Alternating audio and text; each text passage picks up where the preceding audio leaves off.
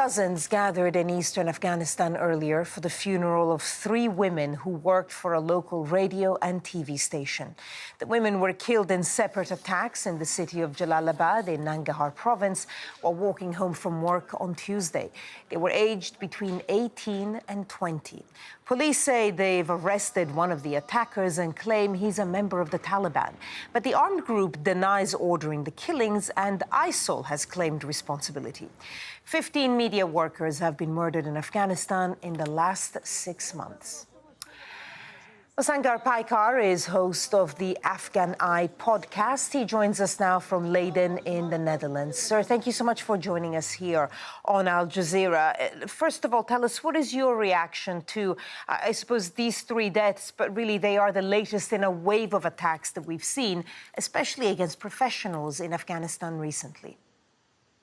Thank you for inviting me, Barbara. First of all, the assassinations in Afghanistan have been a constant in the last few years. However, in the last couple of months, we see a spike in assassinations targeting journalists. And aside from journalists, a significant group that is also systematically being targeted are religious scholars, notable figures within the conservative community in Afghanistan.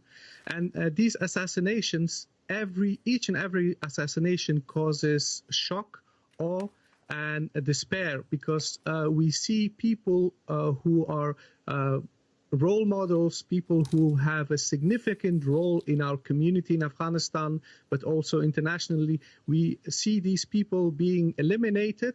And what's worse and what is really frustrating for Afghans is the fact that nobody is being prosecuted, arrested.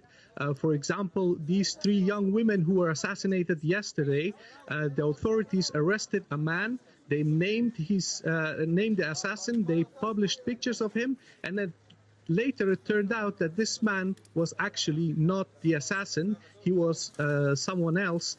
But the authorities even showed picture of this alleged assassin to relatives of a few of these victims, but later they retracted their statement. So this creates a lot of frustration and anger because the authorities fail to prevent these assassinations, but at the same time, the way they handle these cases, it is even more frustrating. Talk to us a little bit about the particular groups that get targeted. So these women worked in TV stations, local radio and TV stations. We've seen journalists targeted specifically in the past. Tell us about other groups and why professionals, people with a skill set, role models, as you say, would be targeted right now. Well, in Afghanistan, in the last 20 years, we have seen a growth of a new kind of authority or figures with a prominent role in society. And these are people who either work for the media or they are prominent figures, scholars, journalists or authors, and they have a large following on social media. So they can shape people's attitudes and opinions about current affairs, about politics. So influential people, whether they are religious scholars, activists, or journalists, they are being pressured to support either one group or the other group, or remain silent and stop criticizing one or the other faction.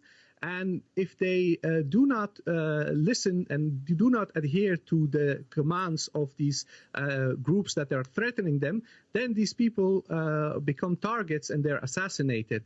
For example, BBC Pashto published an article earlier today saying that in the last year, 90 Islamic scholars in Afghanistan have been assassinated. Forgive me, we're just running out of time, and I really want to ask you one thing. I mean, I suppose a lot of people then in Afghanistan would be put in front of the decision to perhaps have to leave. They may not want to, but they think for their own safety or their families, they may leave. What impact is it going to have on Afghanistan, which is already, of course, going through, a difficult time, to say the least? The fact that a lot of people with a variety of skill sets are effectively being taken out of the fabric of society. Well, we have had several waves of brain drain in Afghanistan in the last 40 years. And some of my friends who are either journalists or they were academics, they were scholars in universities, they have fled Afghanistan in the last couple of months because they were being threatened. And these people are very important. They're vital for future of Afghanistan, and they have no other choice because they are being threatened, because they have expressed their opinion, they have criticized the government, they have said something critical about the attitude of the government, or they have supported the peace process, and now they're being harassed, threatened, and they have to flee to either Turkey or Pakistan or India. And it's very worrisome because majority of people in Afghanistan are young, and they are below 22 years of age. And these people, they need teachers, they need scholars, they need professionals to help them. Sangar Paykhar, host of the Afghan Eye.